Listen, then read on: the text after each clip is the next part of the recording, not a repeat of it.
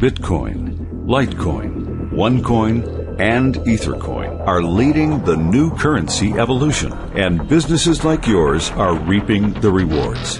Businesses worldwide are beginning to accept Bitcoin to eliminate the hassles and transaction fees of banking and payroll services. Bank fees, holds on your money, and hassles with payroll companies can be a thing of the past.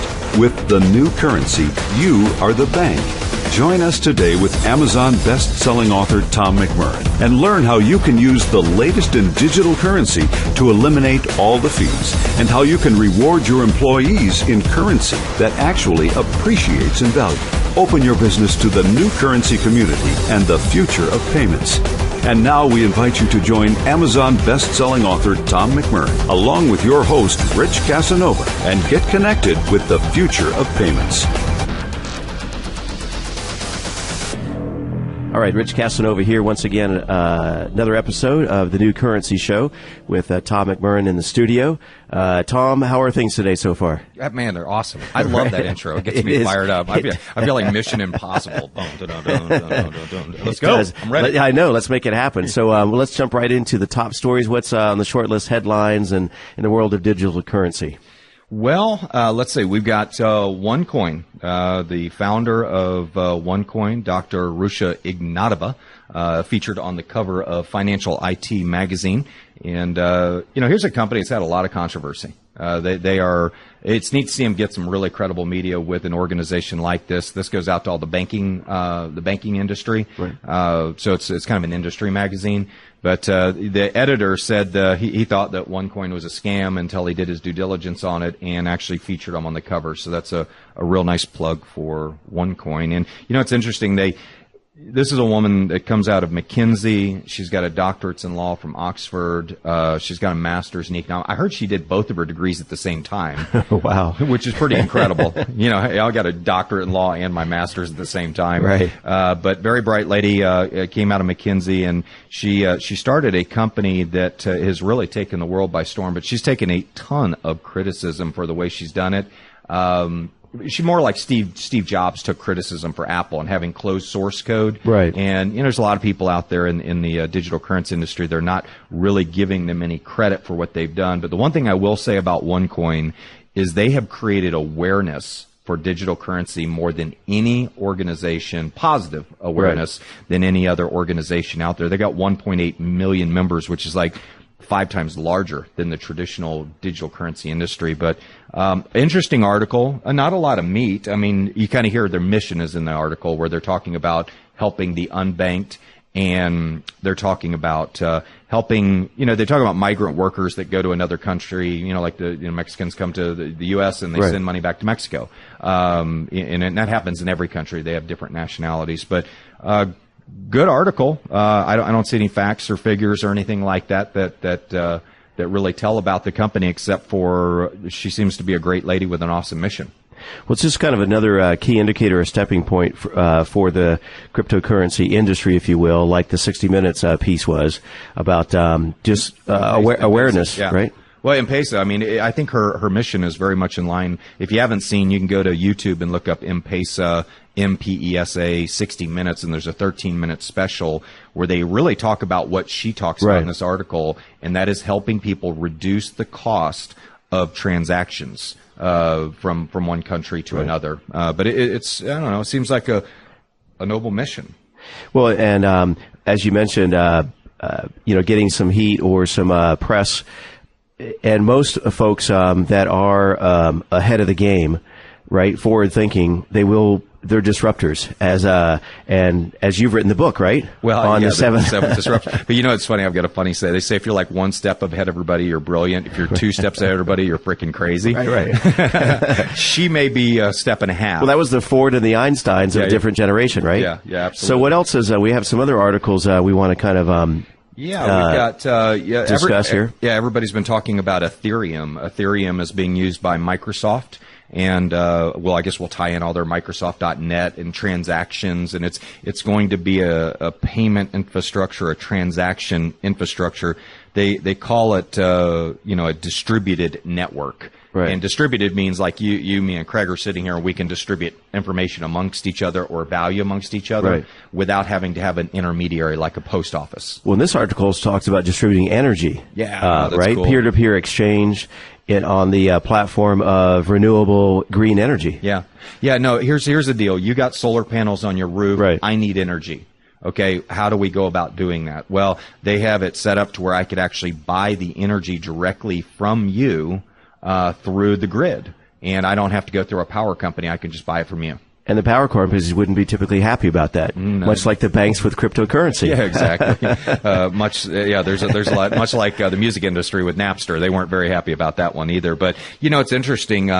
When you talk about distributed networks, you've got Uber's a distributed network. They match up cars with drivers and passengers. And so it's interesting. Uber, by the way, do you know it's a $70 billion company? It has a bigger market capitalization than Ford and GM. Wow. Yeah. I mean, and it is, again, that disruptor, but it's peer-to-peer exchange. We had a show earlier in the week that Uber came up during the discussion.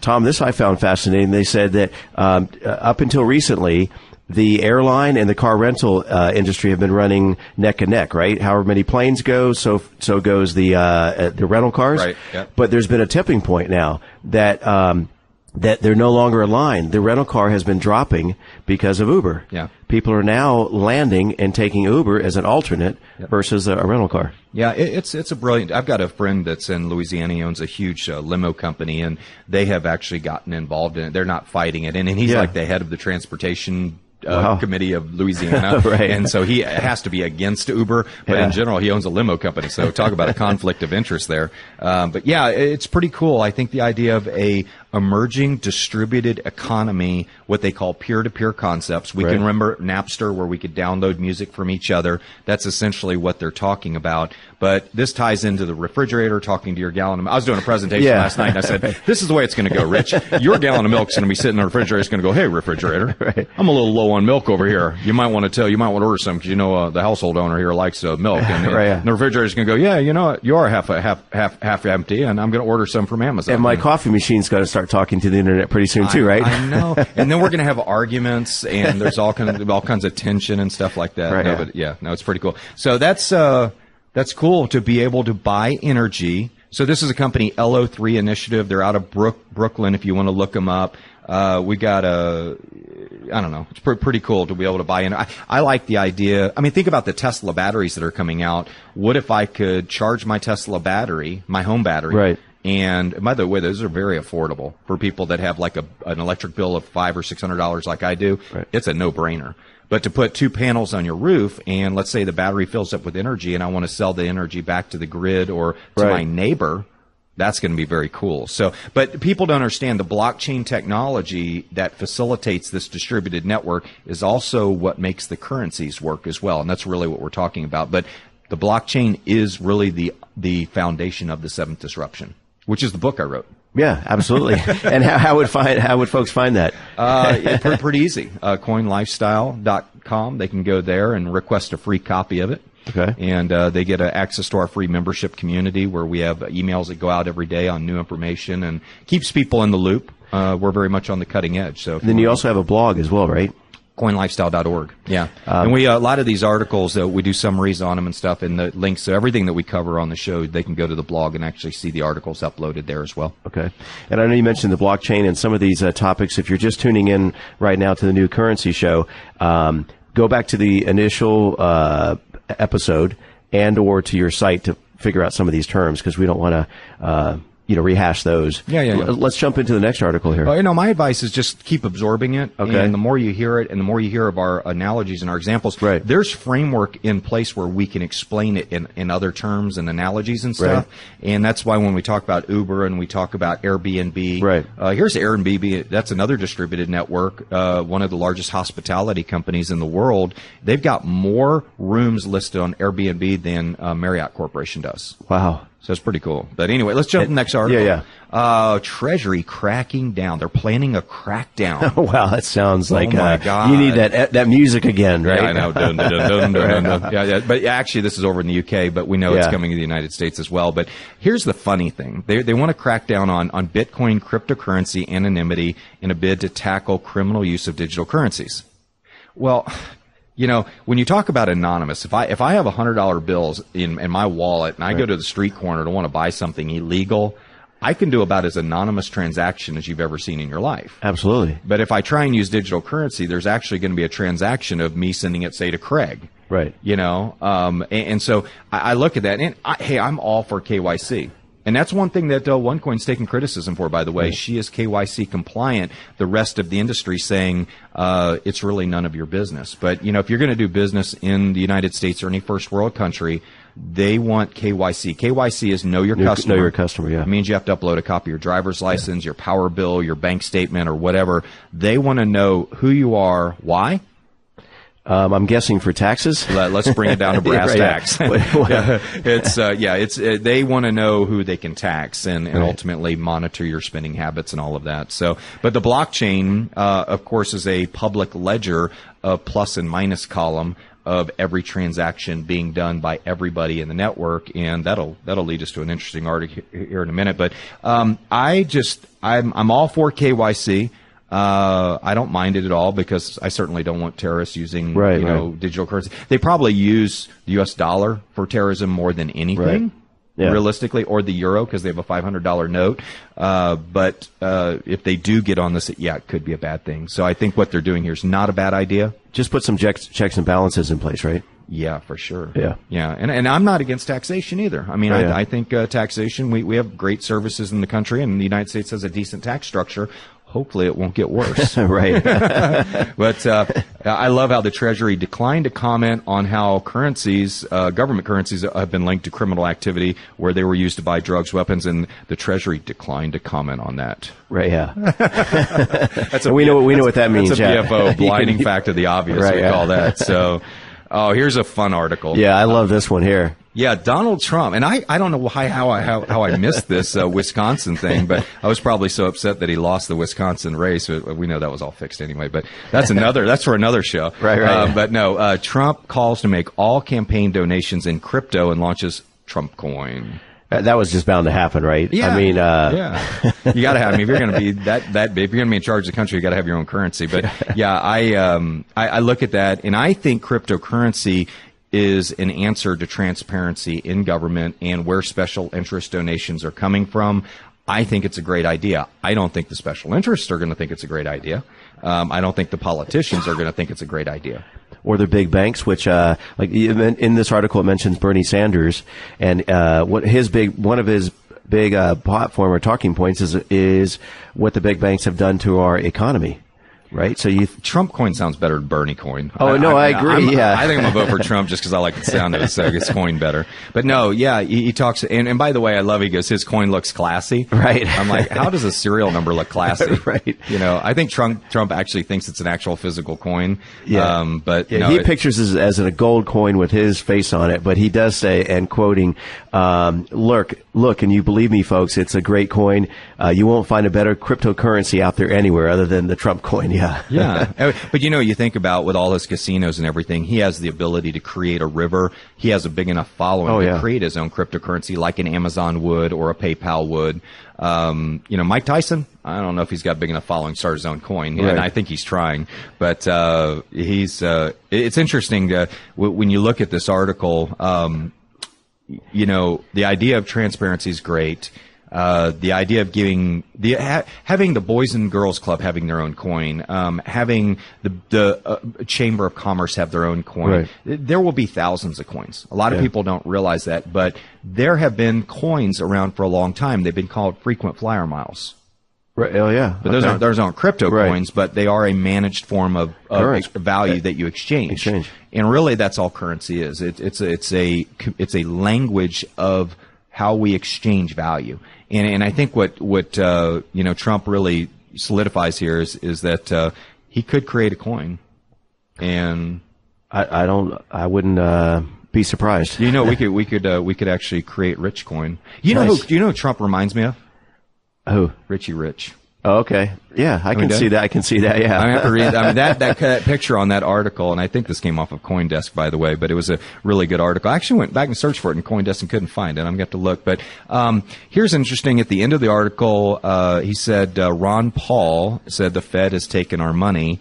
And he says, I think it's a great idea. You know, the Federal Reserve has taken Americans' money and made it practically worthless through inflation. Right. And that's the real selling point of digital currency, is that it is not inflationary. Right. It actually appreciates in value and decreases the cost of your services. And so Ron Paul's, on the right track here. But I really hope one day that we have a fully transparent financial system in this country. It'll make this place much more honest. I love that. Yeah, I concur. Yeah. So last article, and we know that Tesla takes Bitcoins to order a Tesla, but here's a guy, Mason Borda. He's an engineer at BitGo, creator of Get Money, and I think he's kind of doing a little promotion for some stuff that he's actually created in this article, and I'm okay with that. Yeah. I've done that before. But anyway, he ordered his Tesla Model 3, a car he had never seen or ever driven, with an anonymous currency created by an anonymous person using a virtual wallet with invisible money. Where we living in different times these days, right? I mean, you'd never fathom that even just 10, 15 years ago, right? We're not talking a century. But yeah, and Elon Musk is a big proponent of digital currency as well, right? Yeah, he's had some really great comments about digital currency, some great quotes out there.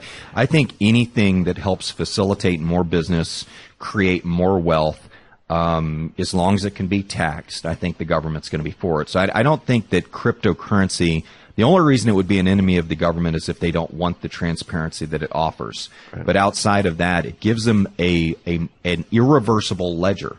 So when you talk about audits and stuff like that, man, if you've done the transactions, you cannot go back and alter them. All the stuff with WorldCom, all the shenanigans on accounting and all that, that would be done away with the blockchain and an accounting system on the blockchain. Again, back to transparency. And what I found fascinating about this article, too, this Mason Borda, is that he, in 2010, his first Bitcoin purchase was from 2 pizzas from Papa John's. Yeah. Right? And then fast forward, Tesla got on his radar, and he was able to make a transaction through digital currency. And then and there's another statement here. I love this.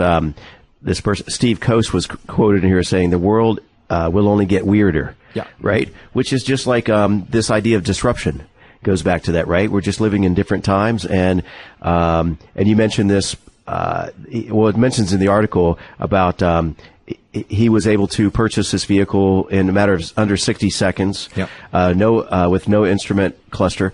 It reminds me of Carvana, which is a phenomenon, right? That people can purchase a car they've never seen, never touched, deliver it to them their house, deliver it to them. Yeah, no, that's just the day we live in. I mean, everybody knows that the Tesla is going to be nice. You're not going to be disappointed when it shows up at your house. And but I think when you talk about disruption, and before we get into our core topic today, disruption is when the value chain that's vital to the existence of an industry, country, or company is cut. Right. And we saw that happen with Napster. We saw it happen with Wikipedia. We're seeing it happen with, look what Tesla's doing, 12.5 billion orders, $12.5 billion of sales. Right. And I guarantee you their market cap after this car is probably going to be more than both GM and Ford combined. Wow. So talk about a disruption, but there's been a lot of companies. Look what WordPress did to the printing industry. Right. Look what podcast is doing to the traditional broadcasting industry. So that's a disruptor in itself, where anybody can set up their own radio studio and become the next, Perez Hilton. I know that's your goal, right? Right, exactly. Yeah. More Bloomberg, but yeah. More Bloomberg. Yeah. Thanks. Yeah. With a little Perez flair. Nice. I saw that pink shirt you had on. Nice. Thank God it's just radio. Yeah. Yeah, exactly. They can't see us, but I am filming. This is all. We are videoing. That's right. Yeah. So yeah, let's jump into a topic you want to delve into today: the process of acquiring these coins. Yeah, that's a big question. People think it's like Hotel California. Once you get into a coin, you can't get out. Right. You know, you got that tune in my head. Yeah. But no, when you there's 3 ways to acquire coins, and what we're going to do today is we're going to talk about all 3. The last one is the most important, and it's the greatest opportunity in digital currency, and it's called mining. Okay. We'll talk about that last, but that is going to be the topic of next week's show too. All right, so we're going stay tuned for that one. The whole show will be dedicated to mining, and you don't want to miss that one. But first, it's pretty simple. You can go on to, say, blockchain.info or any coin wallet, and you can set up a wallet in minutes. You say any coin wallet. Yeah, they have it's like banks. They have you can go to any bank and set up an account. Okay. A coin wallet's like a bank account. Okay. And like when you go to I always tell people go to setupcoinwallet.com.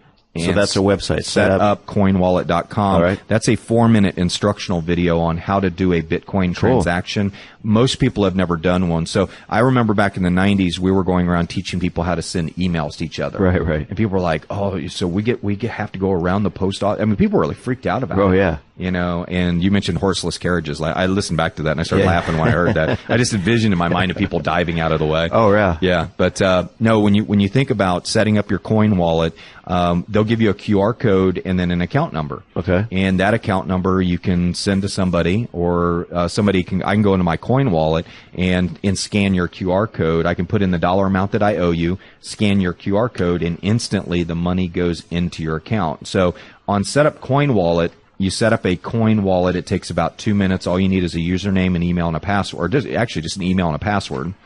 And it gives you instructions. My email's on that video. Okay. If you send me your account number, I will send you $1 or $2, depending on how good I'm feeling for that day, right, yeah. and give you another video to show you how to donate it to United Way. Oh, nice. Because United Way is the largest recipient of digital currency donations. A lot of people don't know that. But it's a real good way of getting used to it, and it blows people's minds. I love doing presentations on that. But so you can acquire a coin wallet for free. A lot of times you don't have to put ID in or anything. I like blockchain.info. They've been around a long time. Okay. There are companies like OneCoin. Their wallet is free as well, but they're just getting started, and their e-commerce platform hadn't launched, but that's coming out. You can set up one with Coinbase. You can set up with Kraken. We'll talk about that on number 2 because those are more brokerage accounts. Have you ever set up an E-Trade account or TD Ameritrade or? Yeah, that, and then it's kind of similar process with PayPal as well. There's some analogies there. Right? Yeah, definitely. I think it's probably closer to the brokerage to E-Trade because it has a buy and sell platform on it where you can actually tie the account. Let me make sure we finish up on point number 1. You've got the website address. If you want to put up your QR code in your place of business right by your cash register, and somebody comes in and buys $100 worth of products, you say it's $100, and they go, "Do you take Bitcoin?" You say, "Yeah, there's my QR code on the cash register." Oh, wow. They scan it. They type in 100, they scan it, and your account on your mobile phone pings. That means you got the money. It's an irreversible transaction. They can't leave, like with Visa, and dispute the transaction within 60 days. Right. Okay, so you don't have the fraud. It's guaranteed funds. It's irreversible. Right, yeah. I don't know. I mean, look up the definition of irreversible. right. I'm pretty clear about that. But they can't dispute it. Yeah. And then you also don't have the credit card fees. Oh, so wow. I have a lot of business owners say, so I can just put up a QR code on my cash register and I can avoid credit card fees, and then let your whole community know by doing a press release that your place of business is now accepting Bitcoin, and all of a sudden people will come in and start using Bitcoin at your store. Wow. And you can go to spendbitcoins.com and you can list your business there as well. Spendbitcoins.com. Spend. Okay, yeah. Spendbitcoins.com. There's several sites like that. They're popping up everywhere. Second way to accept digital currency is to set up like a brokerage account, like an E-Trade account. Okay. And there's lots of companies out there. Kraken, Kraken, is very popular. Coinbase is too, but it's not available in all states in the United States. But Coinbase.com is really a great one. Very easy to use. But this is like an E-Trade account. You set up your account. They give you a coin wallet number, and you can go in and say, I want 10 Bitcoins. Mm-hmm. That would be like $4,000. Right. It's gone up this week, by the way. But you can order 10 Bitcoins, and they'll deduct the money from your checking account. And put the coins in your account and you're good to go. Now, if those coins double in value over the next year or multiply times 10 times in value over the next 2 years, like Tim Draper's saying or projecting, the value of your coins will increase in value. Your buying power will increase in value. So there's a lot of people that are starting to look at this as kind of a hedge against a unstable currency. Yeah, this is very different versus old currency, right? Yeah. Because I just had that aha moment, right? Yeah. So it's new currency is what the show's about. Everything else is old currency. Everything else is old currency. Get rid of that old currency. Right. Yeah, it doesn't appreciate relative to our buying power. Correct. Right, yeah. No, I mean, when you look at, it's running up a down escalator. If you're hanging on to your dollar, it's eroding in value every year. And people wonder why they're not getting to retirement. It's like, I want to, pick them up and slap them around a little bit and say, got you, dude. I mean, that what you're working for is working against you. Yeah. How about that? That's a heck of a quote right there. What you're working for is old currency. Yeah, what you're working for is working against you. Right, nice. I don't have my Sam Jackson voice. What you're working for is working against you. What's in your wallet? But what's in your digital wallet? Yeah. So, and the last way, so like I said, you can go set up just like an E-Trade account and based on how much documentation you upload, they'll increase your limits every, you can't go in there and buy $1 million right away, just so you know. So if you're wanting to do that. And is the third way as a merchant? No. The first way is, I mean, you can acquire coins, but you can set up a coin wallet or a merchant account or something like that. And really, the first was to accept it for products and services that you're selling. I gotcha. That's really the first way. The second way is set up a brokerage account and buy and sell it on a brokerage account. And then the third way is mining coins, and that's the one that throws everybody for a loop.